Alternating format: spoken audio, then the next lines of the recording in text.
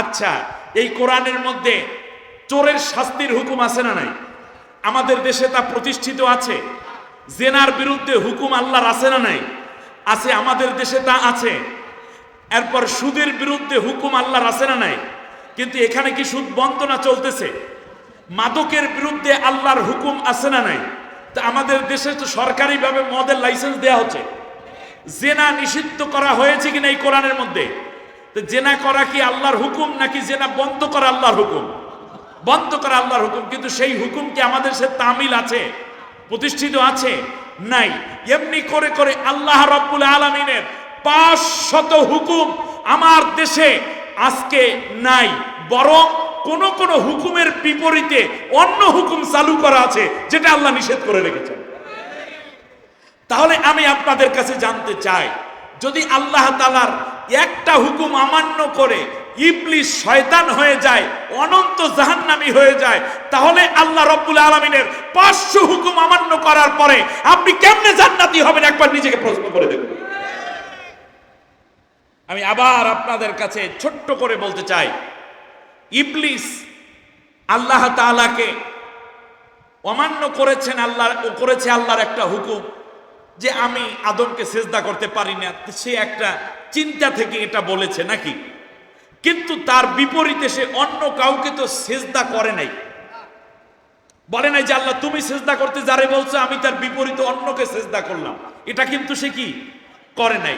শুধুমাত্র আল্লাহর হুকুম অমান্য করার কারণে যদি ইবলিস শয়তান হয়ে জাহান্নামী হয়, তার 70 লক্ষ বছরের ইবাদত যদি শেষ হয়ে যায়, তাহলে যারা রাষ্ট্র ক্ষমতায় আছেন বিভিন্ন রাষ্ট্রে, এবং যাদের হুকুম এরকম হয়ে গেল যে আল্লাহ তাআলা যা বলেছেন সেটা শুধু অমান্যই করা হইল না, বরং আল্লাহ যেটাকে হালাল করেছেন আইন করে সেটাকে জাতির ঘাড়ে হালালে পরিণত করে দিয়েছে, আর আল্লাহ যেটা করতে বলেছেন সেই কাজ যারা করে তাদের বিরুদ্ধে রুল জারি করা হয়, তাদের বিরুদ্ধে অ্যাকশনে যাওয়া হয়, তাদের উপর অত্যাচার করে বরং আল্লাহ বিরোধী হুকুম প্রতিষ্ঠান নেতৃত্ব দেওয়া হয়। তাহলে বলুন দেখি, এই মানুষটি তো শয়তানের চাইতে বড় শয়তান হয়ে আছে।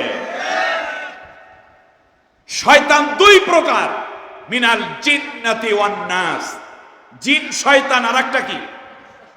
জিন শয়তান। যেই সব জিনেরা আল্লাহর হুকুম মানে না তাদেরকে বলে জিন শয়তান, আর যেই মানুষগুলো আল্লাহর আইন, আল্লাহর বিধান, আল্লাহর হুকুম মানে না তাদেরকে বলে মানুষ শয়তান। আল্লাহ আমাদেরকে মানুষ শয়তান, জিন শয়তান উভয়টা থেকে হেফাজতে রাখুন।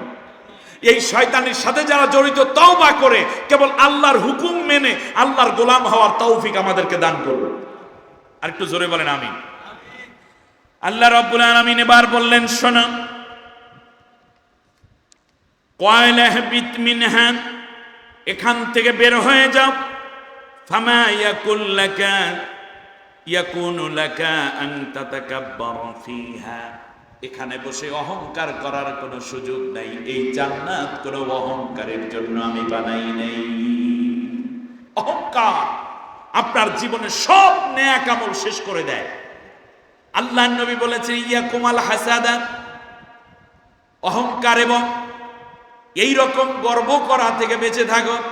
পরস্পরের মধ্যে দোষান্বেষণ এবং মানুষের ত্রুটি ধরে বেড়ানো থেকে নিজেকে বিরত রাখো। তার কারণ মনে রাখবা, অহংকার মানুষের নেক আমলকে এমন করে শেষ করে দেয়, ইন্নাল হাসাদা ইয়াকুলুল হাসানাতি কামা তাকুলুন নারুল হাতাব, এমন করে মানুষের যেমন করে আগুন যেমন করে লাকড়িকে কয়লা বানিয়ে দেয়, ঠিক তেমনি মানুষের অহংকার গুলো তাদের নেক আমলকে পোড়াইয়া ছাই করে দেয়।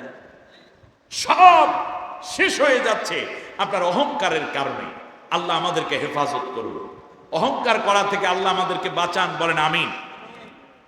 আমার ভাইয়েরা এবার খেয়াল করুন, ইবলিস আল্লাহর কাছে কি কি চায় একটু শুনুন।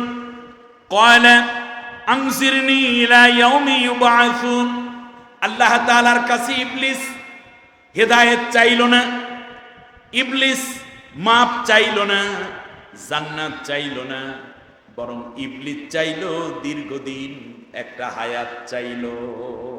কি চাইল? আল্লাহর কাছে কয়, আল্লাহ তুমি আমাকে কিয়ামত পর্যন্ত যেন আমি বেঁচে থাকতে পারি সেই ব্যবস্থা করে দাও। আল্লাহর কাছে কি চায়? ক্ষমতাসীনরা দেখবেন দীর্ঘ ক্ষমতা চায়, ধনীরা দীর্ঘ হায়াত চায়। এমনি করে করে মানুষ যে চাকরিজীবী সে এক্সটেনশন চায়, এক একজনে দীর্ঘটা চাই, আরো চাই, আরো চাই, আরো চাই। শয়তান এই জিনিসটাই আল্লাহর কাছ থেকে চেয়ে নিয়ে বলল, আল্লাহ আমাকে তুমি দীর্ঘ একটা হায়াত দিয়ে দাও। আল্লাহ রব্বুল আলামিন বললেন, কিয়ামত পর্যন্ত তুই বেঁচে থাকবে, হায়াত দিয়ে দিলাম। আল্লাহু আকবার। আমরাও হায়াত চাই, তবে আমরা নেক হায়াত চাই। আল্লাহ কবুল করুন, বলেন আমিন। এর পরের কথাটাই খুব সুন্দর। এরপরে যেই কথাটা ইবলিস বলল, ক্বালা ফাবিমা আগওয়াইতানি লাআকুদান্না লাহুম সিরাতাকাল মুস্তাকিম। রব্বুল আলামিন যেই আদমকে, যে আদম সন্তানকে, আদম সন্তানদেরকে সেজদা করার বলার অপরাধে, যেই আদমকে সেজদা না করার অপরাধে আমাকে আজকে জান্নাত থেকে ফেলে দিচ্ছ, মনে রাখবা এই আদমের যেন আদম কোনোদিন জান্নাতে থাকতে না পারে, আবার জান্নাতে যেন আসতে না পারে। এই জন্য সিরাতাল মুস্তাকিমের মধ্যে আমি বসে থাকব, তাকে ওয়াসওয়াসা দেব, কোনোদিন আমি তারে শান্তি দেব না। তো শয়তান যেদিন, ইবলিস যেদিন শয়তান হয়েছে, সেই দিন তার টার্গেট আদম সন্তানকে সুস্থ থাকতে দিবে। কথা বলেন, আদম সন্তানকে সুস্থ থাকতে দেবে না। এই পৃথিবীতে আমেরিকা যেই দিন বিশ্বের মোড়ল হয়েছে, সেই দিন থেকেই সিদ্ধান্ত নিয়েছে কোন মুসলমানকে তারা শান্তি থাকতে দেবে না। ঠিক কিনা বলেন? তার শেষ বলি ইব্রাহিম রাইসি, এর আগে মিশর, এর আগে লিবিয়া, এর আগে ইরাক, এর আগে বসনিয়া হার্জেগোভিনা, এর আগে চেচনিয়া, এর আগে সিরিয়া, সবগুলো হচ্ছে বিশ্বের 1200 বছর মুসলমানরা শাসন করেছে। বিশ্বের কোন যুদ্ধের দামামা কিংবা মানুষ হত্যার কোন নজির তেমন নাই। বিজ্ঞানীরা, মুসলিম বিজ্ঞানীরা চিকিৎসা বিজ্ঞান আবিষ্কার করেছে, জ্যোতির্বিদ্যা আবিষ্কার করেছে, শৈল চিকিৎসা আবিষ্কার করেছে, গণিত আবিষ্কার করেছে, জ্যোতির্বিদ্যা আবিষ্কার করেছে। মুসলমানরা মানুষের কল্যাণে আবিষ্কার করেছে, কল্যাণে কাজ করেছে। আর যেই দিন আমেরিকা এবং পাশ্চাত্য সভ্যতা যেই দিন ক্ষমতা নিল, এই 100 বছরে পৃথিবীর মানুষকে মেরে মেরে কোটি কোটি মানুষকে পৃথিবীতে অশান্তির আগুনে পুড়িয়েছে, কোটি কোটি মায়ের কোল খালি করেছে, নারীদেরকে বিধবা করেছে, মানুষদেরকে ঘর ছাড়া করেছে। শান্তি নামক সুখ পাখিটাকে আমেরিকা এবং তার জোট বাহিনী হত্যা করে উল্লাস করছে।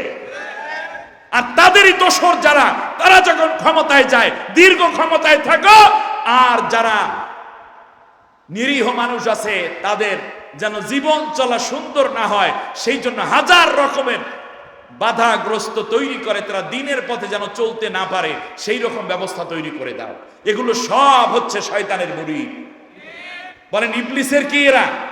মুরিদ, ইবলিসের চেরা চামুন্ডা। এরা হচ্ছে ইবলিসের খয়ের খা এবং তার সাঙ্গপাঙ্গ। আল্লাহ তাদের থেকে আমাদেরকে বাঁচার তৌফিক দিন। আল্লাহ রাব্বুল আলামিন বললেন, শোনো, তুম্মা লা ইয়াতিয়ান্নাহুম মিন বাইনি আইদিহিম, ওয়াল্লাহ আমি এই আদম সন্তান যাদেরকে তুমি নেককার হিসাবে জান্নাতে আসতে ব্যবস্থা করবা, আমি তাদের ডান দিক থেকে আসব, অমিন খলফিহিম, এবং আমি তাদের পেছন দিক থেকে আসব, তাদের সামনে থেকে আসব, পেছন দিক থেকে আসব, ডান দিক থেকে আসব, বাম দিক থেকে এসে ধোকা দেব। ওয়ালা তাজিদু আকসারহুম শাকিরিন, তুমি তাদের বেশিরভাগ মানুষ কি শুকরগুজার পাবে না। দেখবা খাইবে দাইবে তোমার, আইন মানবে কাফেরের। ঠিক না বলেন? খাইবে তোমারটা, কণ্ঠ দেবা তুমি, আর স্লোগান তুলবে তাগুতের বিজয়ের জন্য। তারা নিয়ামত খাবে তোমার, আর সিজদা করবে মূর্তি, কিংবা সিজদা করবে বিভিন্ন পীরের পায়ে, অথবা মাজারে, অথবা নেতা মরা নেতার কবরে, অথবা মরা নেতার ছবি, অথবা বিভিন্ন রকমের বেদির কাছে যাইয়া দেখবা তারা তাদের অর্ঘ্য দেওয়া শুরু করেছে। তারা একদিকে তোমারটা খাইবে পড়বে, কিন্তু তোমার হুকুম এবং আহকামের পক্ষে তারা থাকবে না। অতএব তুমি দেখবা তারা বেশিরভাগই তোমার শুকরিয়া আদায় করে নাই, বরং তোমার বিরোধিতায় লিপ্ত হয়ে আছে। ইবলিস কয় দিক থেকে আসবে? 4 দিক থেকে, ডান বাম সামনে পেছনে। আল্লাহ রাব্বুল আলামিন বললেন, ক্বালা ফাখরুজ মিনহা মাযউমান মাদহুরা লামান তাবিআকা মিনহুম লাআমলাআন্না জাহান্নামা মিনকুম আজমাইন। আল্লাহ তাআলা বললেন যে শোনো, এখান থেকে তুমি লাঞ্ছিত অপমানিত অবস্থায় বের হয়ে যাও। আর মনে রেখো, যদি কেউ তোমার অনুসরণ করে আমাকে বাদ দিয়ে, আমার বিধান, আমার আইন, আমার হুকুমের বাইরে যদি কেউ চলে, তো তোমাকে এবং তাকে দুইজনকে আমি একই সাথে জাহান্নামের মধ্যে ভরে দেব এবং দুইজনকে একই জাহান্নামের মধ্যে রেখে দেব। নাউজুবিল্লাহ বলেন। তাহলে যারা আল্লাহর আইন মানে না তারা যাচ্ছে কার সাথে? আল্লাহর বিধান যারা মানে না তারা থাকবে কার সাথে? কোথায় থাকবে? জাহান্নামে থাকবে। এখানে একটা মজার ব্যাপার, এইটা বলি আজকের কথা আমি শেষ করব, কারণ এই বিরক্তি ভাব আমার এটা পছন্দ হয় না। এবারে আপনি আসেন, সেটা হচ্ছে ইবলিস বলল আমি ডান দিক থেকে বাম দিক সামনে পিছনে। কয় দিক থেকে আসলো? চতুর্দিক থেকে। বলেন, চতুর্দিক থেকে। আল্লাহ রাব্বুল আলামিন বললেন, এবার শোনো, তুমি চতুর্দিক থেকে হামলা করবে আর আমি উপর দিক থেকে জান্নাতে যাওয়ার জন্য একটা রশি ফালাইয়া দেব। এই রশি আমার বান্দায় যখন ধরবে, আমি তোমার ওই চতুর্দিক দরকার নাই, উপর দিক থেকে টান দিয়ে আমি আল্লাহ আমার বান্দাটাকে জান্নাতে নিয়ে যাব। একটু ভালো করে বোঝেন, ইবলিস কিন্তু বলে নাই আমি উপর থেকেও আসবো, এ কথা বলেছে ইবলিস। বলছে কয় দিক? চতুর্দিক। এবারে আপনাদের কাছে আমি জানতে চাই, বলুন তো দেখি জান্নাত কোন দিকে, নিচের দিকে না উপরের দিকে? উপরের দিকে। ভালো করে কথা শুনুন, জান্নাত কোন দিকে? উপরের দিকে। আর জাহান্নাম কোথায়? আসফালা সাফিলিন, একেবারে নিচে, নিচের থেকে নিচে। বেশ ভালো কথা। এখন আদম আলাইহিস সালাম যখন এক পর্যায়ে সেই শয়তানের ওয়াসওয়াসায় পড়ে আল্লাহর কাছে বললেন, আল্লাহ রব্বানা যালামনা আনফুসানা ওয়া ইল্লাম তাগফির লানা ওয়া তারহামনা লানাকুনান্না মিনাল খাসিরিন। আল্লাহ, আমি তো গুনাহ করে বসেছি, ভুল হয়ে গেছে, জুলুম করে বসেছি, তুমি আমাকে মাফ করো, আমাকে দয়া করো, আর না হলে আমি ধ্বংস হয়ে যাব। তখন আল্লাহ তাআলা বললেন, আদম দুনিয়ায় চলে যাও, তোমার সন্তানেরাও এইরকমই শয়তানের ওয়াসওয়াসায় পড়ে যাবে, শয়তানের কথা শুনে গুনার কাজ শুরু করে দিবে। তখন তারা তোমার মতো তওবা যারা করবে, আমি আল্লাহ তাদেরকে জান্নাতে আনার জন্য আমি ওই উপরের জান্নাত থেকে একটা রশি দুনিয়ায় ফেলে দেব, যেমন তোমাকেও আমি দেব।